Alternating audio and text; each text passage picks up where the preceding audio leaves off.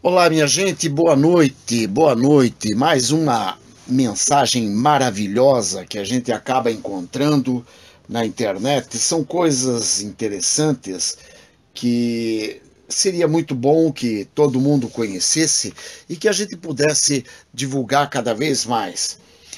Eu vi um texto escrito na internet cujo título é O Perfil de um Esquerdopata. Bastante curioso, bastante interessante. Este texto foi escrito pelo médico psiquiatra e psicoterapeuta Dr. Edson Ferreira do Nascimento, da cidade de Ribeirão Preto, São Paulo. Vamos ao texto. Depois de 55 anos de vida, enquanto psiquiatra, parei para refletir sobre o perfil psicológico da imensa maioria dos esquerdopatas. Foram péssimos estudantes, a maioria com várias repetições de ano, mas são de família de classe média, onde sempre sofreram pressão para ser alguém na vida. Como são preguiçosos, sem disciplina e folgados, precisam arrumar um jeitinho para se dar bem e se fazerem passar por coisas que não são. Pensam ser. Fingir que é culto, engajado e crítico, o que rende pontos. Assim prestam vestibular sem concorrência, de preferência em um curso de geografia, ciências sociais e história. Então começam sua carreira de charlatanismo. Alguns pouquíssimos estão em cursos como direito, medicina, engenharia, administração, economia, mas, como não são chegados a estudar, terminam por trancar a matrícula ou mudam de curso e muito dificilmente se enturmam quando tentam esses cursos acima e assemelhados. Ali na universidade encontram todas as ferramentas, professores barbudinhos, livros de esquerda, cigarros de maconha, palestras com doutores no assunto e até o assédio de políticos, guerreiros do PT, do PCdoB, etc. É claro que não estudam nada. Vivem o tempo todo no DCE, ligam-se à Uni, deitados no chão, passeando no campus, com aquelas mochilas velhas, calças cargo, sandálias de couro e cabelos encemados. Alguns começam a se infiltrar nos sindicatos e nas reuniões dos sem-terra. Já começam a se achar revolucionários e reserva intelectual das massas proletárias exploradas e também das causas revolucionárias. Assim, se passam por intelectuais, cultos, moderninhos e diferentes. Sentem-se mais seguros para atacar as mulheres, achando que elas são doidas por esse tipo de gente. Começam a ver os amigos que estão trabalhando ou cursando engenharia, direito, medicina, administração ou economia como pobres coitados que não tiveram a chance da iluminação. Como não trabalham e vivem apenas da mesada, estão sempre sem grana. Aí começa a brotar a inveja, o ódio de quem se veste um pouco melhor ou tem um carrinho popular. Estes são os chamados porcos capitalistas ou burgueses reacionários. Começam uma fase ainda mais aloprada da vida quando passam a ouvir Chico Buarque e músicas andinas. Nessa fase, já começam a pensar em se tornar terroristas, lutar ao lado dos norte-coreanos, admiram Cuba, Venezuela e muitos deles apoiam o Irã e não acreditam no Holocausto judeu. Fingem esquecer do episódio do Muro de Berlim e da queda do comunismo na antiga União Soviética. Não usam mais desodorante e a cada 5 minutos aparece nas suas mentes a imagem de um McDonald's totalmente destruído. Mas é claro que o que querem não é a revolução. Isso é apenas uma desculpa. como são incompetentes para quase tudo, até mesmo para bater um prego na parede, e como sentem vergonha de fazer trabalhos mais simples por serem arrogantes o suficiente para não começar por baixo, querem saltar etapas. Querem, no fundo, a coisa que todo esquerdista esquerdopata mais deseja. Mesmo que de forma sublimada, o emprego público. Mas aí surge um outro problema. É a coisa mais difícil passar em um concurso. É preciso estudar. Por isso sonham com a revolução proletária, com a tomada do poder por uma elite da esquerda, nas quais eles estão incluídos, obviamente, afinal, são da mesma tribo. Consequentemente, ocuparão por indicação um cargo comissionado em alguma repartição qualquer, onde ganharão um bom salário para poder aplicar seus vastos e necessários conhecimentos adquiridos durante anos na luta pela derrubada do sistema capitalista imundo. Nessa fase, mudam e se contradizem. Cortarão o cabelo, usarão terno, passarão a apreciar bons vinhos e restaurantes e, dependendo do cargo que ocuparão, até motorista particular terão. E, sem dó, enfiarão a mão e com muito tesão no dinheiro dos cofres da nação.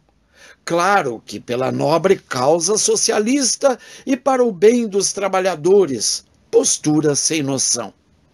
Tenho certeza que após esta leitura você lembrou de vários vizinhos, conhecidos, colegas, políticos, etc.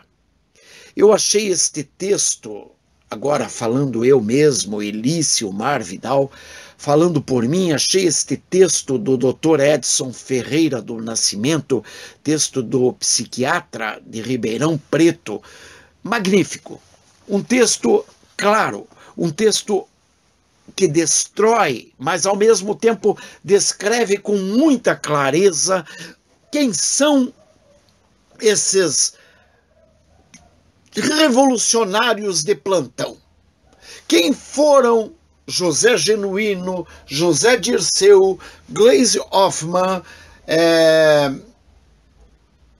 o próprio Eduardo Suplicy, depois vem aquelas coisas asquerosas dos filhos do Suplicy, a própria Marta Suplicy, aí vem Boulos nessa jogada, vem ali juntamente com eles um tal de Stedley, vem outro em conjunto, um tal de Jean Willis, por exemplo, o Lindbergh Farias, o próprio Luiz Inácio Lula da Silva. Nós vemos essa caterva claramente descrita aqui.